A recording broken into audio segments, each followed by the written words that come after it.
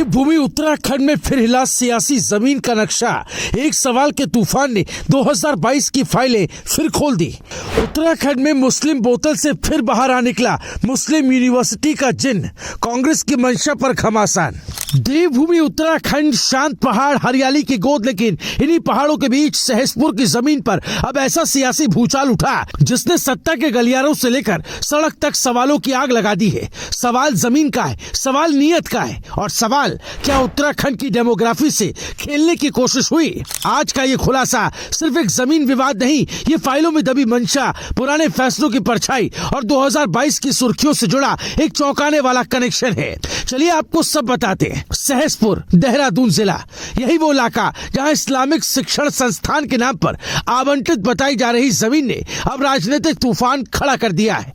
Bharatiya Janata party ने सीधे कांग्रेस की मंशा पर सवाल दाग दिए और पूछा है, क्या ये वही जमीन है जिसका नाम 2022 में मुस्लिम यूनिवर्सिटी विवाद के दौरान उछला था। बीजेपी का दावा है कि मामला सिर्फ कानूनी नहीं है, बल्कि राज्य की संस्कृति, सुरक्षा और सामाजिक संतुलन से जुड़ा है। पार्टी ने आशंका जताई है कि कहीं इस्लामिक सेंटर के नाम पर दी गई जमीन दरअसल उसी विवादित यूनिवर्सिटी प्रोजेक्ट का हिस्सा तो नहीं थी। अब जरा जमीन के कागज पलटते हैं। बताया जा रहा है कि इस भूमि से जुड़ा ट्रस्ट दिल्ली के बहादुर शाह जफर मार्ग पर दर्ज है। ट्रस्ट के अध्यक्ष डॉक्टर महमूद असद मदनी, जिनका संबंध दारुल उलूम और जमीयत उलेमाए हिंद जैसे संगठनों से बताया जा रहा है। भाजपा का सवाल है कि जब ट्रस्ट दिल्ली में तो सहसपुर की जमीन ही क्यों। पार्टी ये भी याद दिला रही है कि ये भूमि कांग्रेस शासनकाल, खासतौर पर तत्कालीन मुख्यमंत्री नारायण दत्त तिवारी के समय इस्लामिक सेंटर के प्रयोजन से देने की बात सामने आई थी। और यहीं से उठता है सबसे बड़ा सवाल, आखिर ऐसी क्या मजबूरी थी कि देश के प्रमुख रक्षा संस्थान की आपत्तियों को भी नजरअंदाज करने की कोशिश की गई।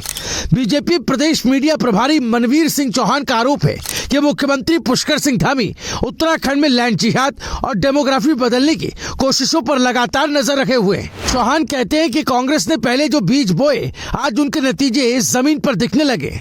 बीजेपी का दावा है कि जब अदालत से राहत नहीं मिली और शिक्षण संस्थान का रास्ता आसान नहीं हुआ, तो साजिशन बसावट की दिशा में कदम बढ़ाए गए, यानी एक प्लान बी फॉर्मूला।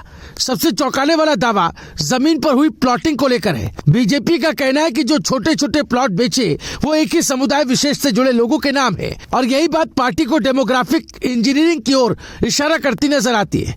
यहाँ एक और अहम तथ्य, हाईकोर्ट पहले ही स्पष्ट कर चुका है, इस भूमि का लैंड यूज कृषि ही रहेगा, यानी न निर्माण, न बसावट, न संस्थान। और फिर सवाल, ये प्लॉटिंग कैसे, किसकी शह पर और किस मकसद से।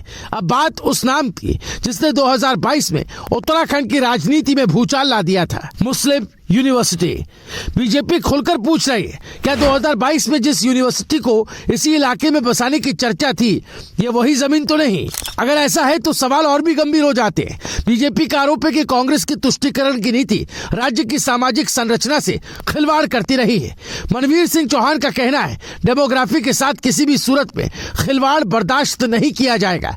बीजेपी सरकार का दावा है कि अब तक 11,000 एकड़ से ज्यादा जमीन लैंड जिहाद के खिलाफ कार्रवाई करते हुए कब्जा मुक्त कराई जा चुकी है। पार्टी का साफ संदेश है, हिंदू समुदाय की जमीन लेकर सुनियोजित तरीके से समुदाय विशेष को बसाने की कोशिश कभी सफल नहीं होने दी जाएगी। बीजेपी ये भी कह रही है कि पूरा मामला मुख्यमंत्री के संज्ञान में, जिला प्रशासन की रिपोर्ट के बाद कड़ी कार्रवाई तय मानी जा रही है। तो सहसपुर की जमीन सिर्फ मिट्टी का टुकड़ा नहीं, यह सवालों का मैदान, जहाँ इतिहास, राजनीति और मंशा तीनों आमने सामने खड़े हैं। अब देखना यह है कि जांच क्या कहती है, रिपोर्ट क्या खोलती है और कार्रवाई कितनी दूर तक जाती है। अगर आपको लगता है कि ऐसे खुलासे सामने आना जरूरी है, अगर आप चाहते हैं कि सत्ता से जुड़े हर सवाल का जवाब मिले, तो इस वीडियो को लाइक कीजिए। सच की आवाज को आगे बढ़ाने के लिए शेयर कीजिए। अपनी राय नीचे कमेंट में जरूर लिखिए और ऐसी खबरों के लिए हमारे चैनल रायशुमारी को सब्सक्राइब कीजिए।